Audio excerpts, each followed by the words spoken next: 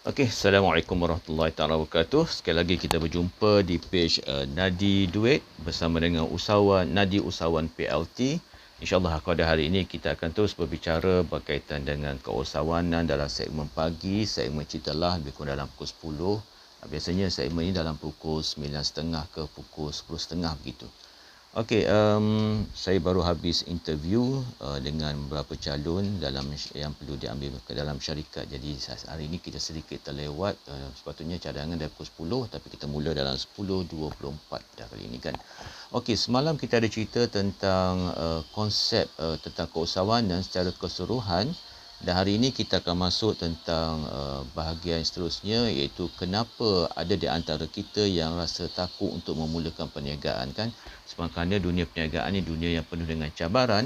Walaupun kita selalu dimomokkan dengan dunia perniagaan ni dunia yang boleh buat duit, dunia orang kaya-kaya, dunia cepat hidup mewah kan. Dan kita melihat dalam media-media selalu akan keluar posting-posting sama ada di Facebook ataupun Instagram, seseorang itu berniaga dalam masa berapa bulan saja, buat sale ratusan ringgit, dan ada yang buat sale jutaan dan mula menunjukkan kereta-kereta mewah BMW, Merc, Wildfire, Alphard, kereta-kereta idaman Honda Civic, CR-V dan berbagai kereta yang ditunjukkan, dan juga ditunjukkan perkembangan yang begitu hebat kan, daripada rumah pindah ke office, ambil satu floor, ambil dua floor, ambil tiga floor kan. Jadi orang melihat bahawa seolah macam dunia usahawan ni dunia yang cepat untuk berjaya.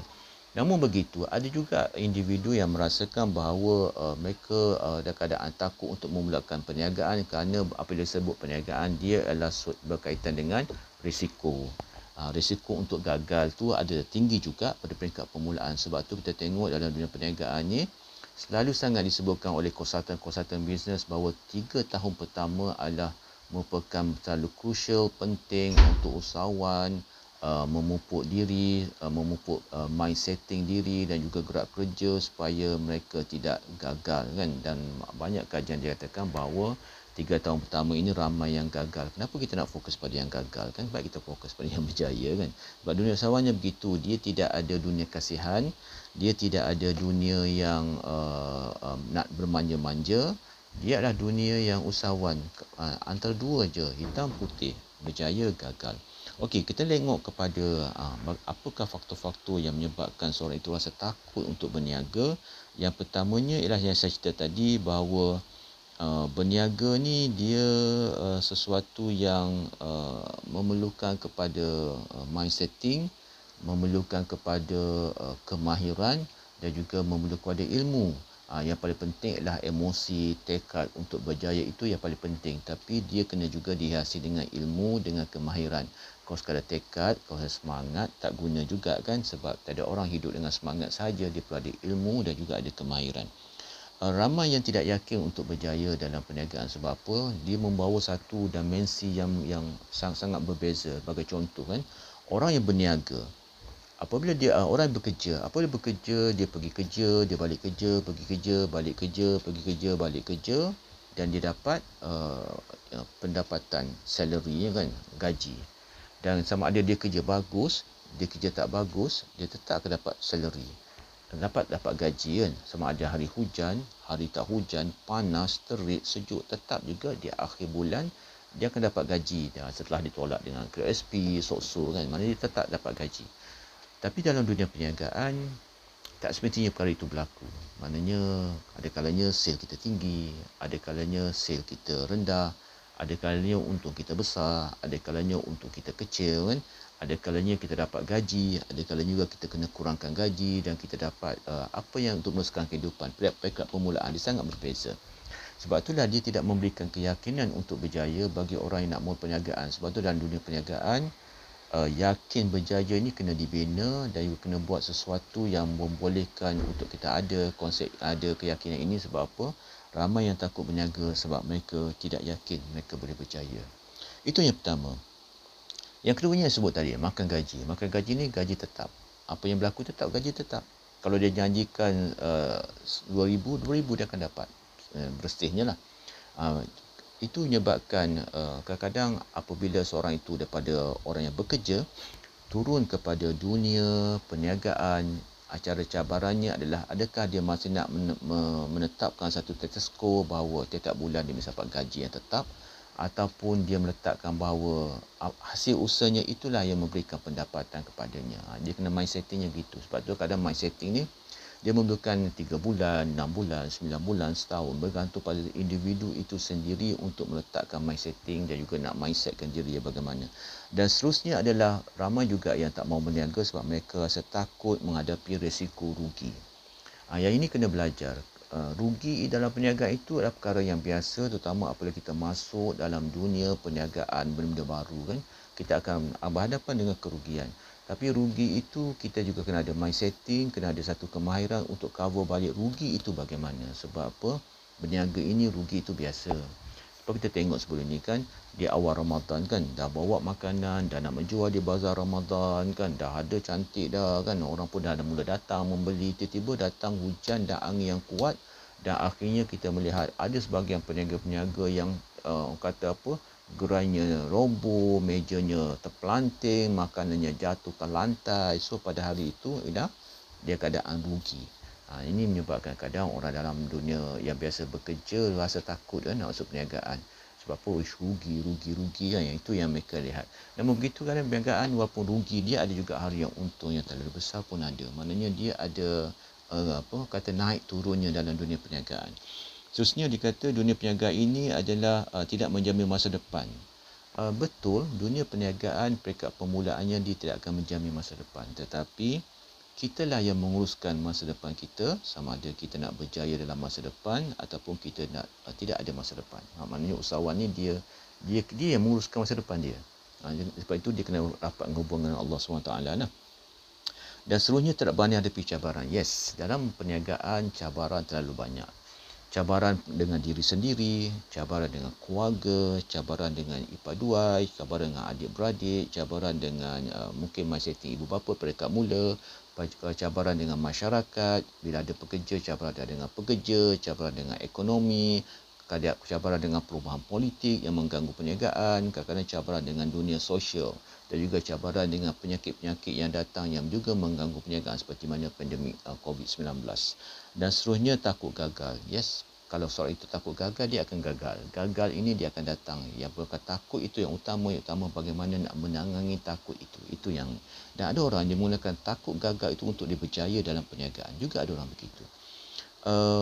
Ada mind setting dalam diri bahawa untuk berniaga kena ada kabel. Ini biasanya kalau berniaga berkaitan dengan servis, berniaga berkaitan dengan syarikat-syarikat yang telah dimomokkan begitu kan. Tapi dalam perniagaan tak semestinya ada kabel untuk berjaya. Yang penting diri kita, sistem, itu yang paling penting.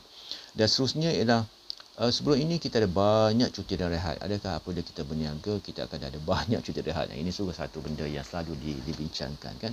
Tapi hakikatnya dalam dunia perniagaan ini usahawan dia tidak ada masa dan cuti dan rehat, melainkan dia telah membina sistem struktur yang bagus dan dah lama berniaga, dia akhirnya dia tahu menggunakan leverage, memberikan kuasa menjalankan operasi itu kepada orang bawah. Pada waktu itu barulah dia ada masa untuk cuti dan rehat. Biasanya usahawan ni pada peringkat itu pun dia tak ada masa cuti rehat sebab dia sentiasa mengejar peluang-peluang yang sentiasa terbuka di depan mata kan. Sebab tu kalau usahawan yang berjaya kita tengok dia bukan ada satu syarikat, dia ada banyak syarikat. Dia bukan berada satu bidang, dia ada masuk dalam berbagai-bagai bidang. Sebab apa? Usahawan ini itu hidupnya. Maknanya rehatnya lain. Rehatnya tidak makna rehat yang dinyatakan oleh orang yang bekerja. Cuti-cutinya itu tidak sama dengan cuti pada mind setting orang-orang yang bekerja. Bisnes itu orang Cina. Ini juga momok sebenarnya yang selalu dibuatkan. Kalau bisnes yang berjaya mesti Cina, bisnes yang berjaya mesti orang lain kan. Dan kita kalau ini macam rasis lah. Kalau Melayu suka untuk berjaya. Hakikatnya tak. Berjaya ini pada diri sendiri, dia tidak ikut bangsa, dia tidak ikut umur kan. Mind setting hanya rasis, hanya pun momokkan saja. Kalau buat bisnes mesti Cina kan. Kalau Melayu kat mana pertanian. Kalau India mesti ladang getah kan, ataupun India mesti JKR, bahagian jalan raya kan. Hakikatnya tidak. Dia sebenarnya bergantung pada diri sendiri. Dan memang kalau kita lihat masyarakat Cina, memang betul masyarakat Cina adalah masyarakat yang komunitinya majoriti ni berniaga. Itu kan berbeza, majoriti dia berniaga dan mereka dah lama dalam dunia perniagaan kan. Mereka datang ke Malaysia kan, dah masuk dalam dunia perniagaan begitu. Dan kita Kalau ikut kita baca sejarah kita sendiri pun, nenek moyang kita orang berniaga. Cuba tengok sejarah balik kan, menguasai biji timah, menguasai dunia perniagaan di pesisiran pantai kan. Mana dia tidak ada kaitan dengan DNA. Dia ada hanya kaitan dengan kehendak diri dan juga bagaimana kita membentuk komuniti kita supaya berjaya juga dalam perniagaan. Itu sebenarnya. Untung bermusim saja. Dalam perniagaan ini betul tak untuk bermusim saja. Dalam perniagaan ini dia ada konsep berbagai jenis produk. Ada produk-produk yang dibeli oleh sepanjang tahun. Ada produk dan servis yang digunakan sepanjang tahun. Ada produk yang servis digunakan pada musim-musim tertentu, fasa-fasa tertentu. Sebagai contoh kan, orang berniaga kurma. Kurma ni walaupun dia berniaga sepanjang tahun, tapi pada musim Ramadan inilah orang yang betul banyak membeli kurma sebab mereka nak berbuka puasa dengan kurma kan. Mereka menjadikan kurma itu sebagai satu makanan untuk fiber yang bagus. Daripada situlah maka kita boleh tengok produk kurma itu begitu meledak-ledak kan.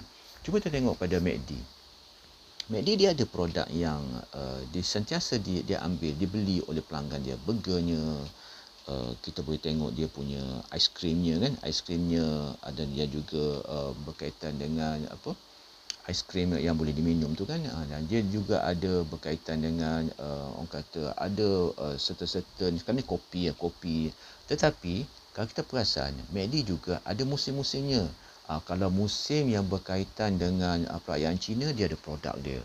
Kalau musim berkaitan dengan perayaan Aidilfitri ke Haji, dia ada produk, dia akan keluarkan produk dia. Berkaitan dengan Deepavali, dia ada produk dia. Kalau ada Christmas, dia ada produk dia. Maknanya, dia ada produk servis sepanjang tahun dan juga dia ada produk yang bermusim.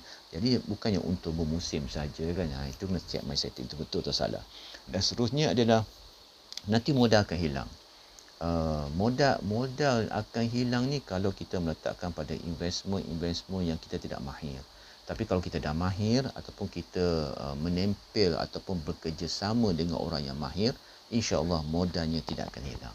Dan seterusnya adalah anggap tiada ASK, mana tiada skill, kemahiran, knowledge dan attitude. Yes, dalam perniagaan, attitude, kemahiran, knowledge adalah sesuatu yang penting. Bukan saja perniagaan, dia juga ada dalam dunia pekerjaan pun sama kan. Perlukan sikap, kemahiran dan juga knowledge. Dan seterusnya adalah tak mahu bersusah payah, hanya payahlah. Tak mahu bersusah payah, memang payah. Dalam dunia perniagaan, kita perlu bersusah payah pada permulaan untuk kita mahir dalam bidang yang kita ceburi. Sebab apa? Itulah yang dikatakan perniagaan seorang usahawan. Okey, itu saja kita pada kali ini. Kita berbicara tentang kenapa orang takut berniaga, tapi sebenarnya itu memerlukan kepada persepsi kita sendiri dan juga bagaimana kita membaiki diri menjadi usahawan yang hebat, yang akan berjaya, yang sentiasa mahu menggapai impian dan menerobos citra diri.